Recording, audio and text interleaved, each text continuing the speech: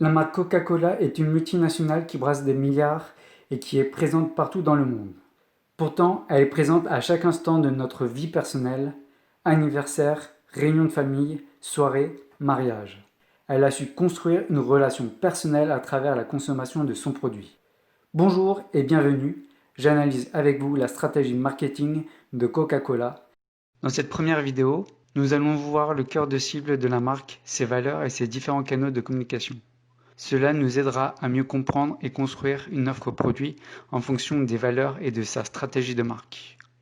Dans la deuxième vidéo, je ferai parler la créativité avec un brainstorming, une sélection de 3 idées et leur développement. Bref, tout le processus créatif de l'idée qui ne vaut rien à la mise en œuvre qui lui donne de la valeur. Si vous ne voulez pas rater la deuxième vidéo, abonnez-vous. Alors c'est parti. Je ne vais pas refaire toute l'histoire de la marque.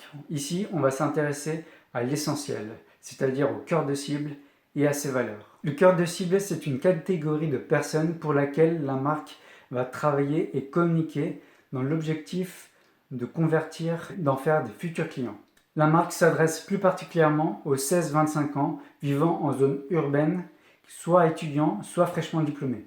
Elle met en avant différents messages comme la qualité de son produit, sa saveur et son côté rafraîchissant. Les valeurs de la marque Coca-Cola sont toujours positives, à travers le partage et à travers les moments exceptionnels. Aux conditions de consommation, un moment unique. Le partage avec des amis, en famille, en soirée, ou par rapport ou durant un événement exceptionnel, historique, sportif ou social. Elle a multiplié les concepts de canettes, celles qui se partagent, qui se personnalisent avec votre prénom, ou des séries limitées.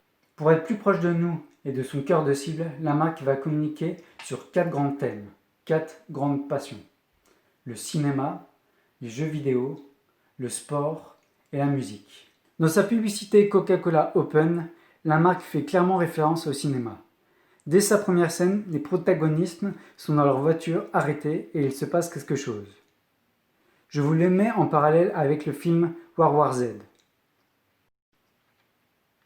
Puis avec la petite musique italienne qui nous transporte dans les films de gangsters italiens dans les fameux quartiers de la Little Italy à New York. Comme dans les films Les Affranchis ou Il était une fois en Amérique. On enchaîne avec Ready Player One, puis la scène de Transformers et de Ratatouille, le combat des super-héros, alias Iron Man versus Superman, et pour finir, on a l'intervention de Natasha Lyonne, qui est une actrice, productrice et réalisatrice américaine qui vient apporter le message. On vient de voir la référence au cinéma avec Ready Player One, qui fait également une référence à l'univers du jeu vidéo. Associé à des licences de jeux vidéo comme les lapins crétins avec sa canette Coca-Cola Zero. Et un dernier exemple en utilisant le jeu vidéo le plus populaire au monde, en prenant le contre-pied pour faire le bien et partager des valeurs positives. J'ai nommé GTA V version Peace and Love et comédie musicale.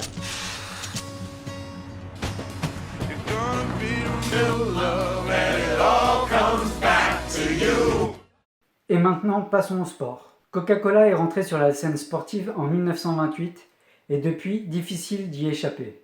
Elle est présente sur tous les événements sportifs internationaux, comme les Coupes du Monde, les Jeux Olympiques ou Paralympiques et bien d'autres. Si la marque est aussi impliquée dans le milieu du sport, à travers les grands événements, ça lui permet de toucher des millions de personnes en une seule fois.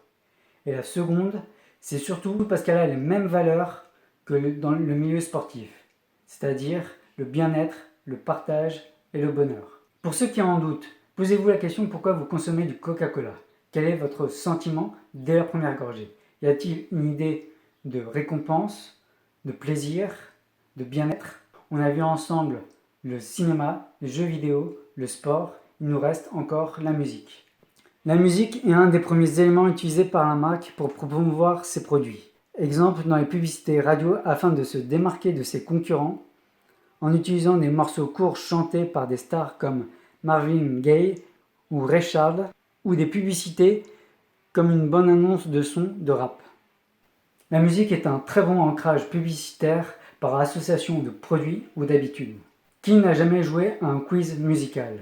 Vous reconnaissez la chanson en 2 secondes et par la même occasion, de manière inconsciente, vous remémorez une idée, une envie ou une publicité. Lorsque j'ai préparé cette vidéo, j'ai appris que le groupe Coca-Cola avait investi 10 millions de dollars dans Spotify, le spécialiste américain du streaming musical.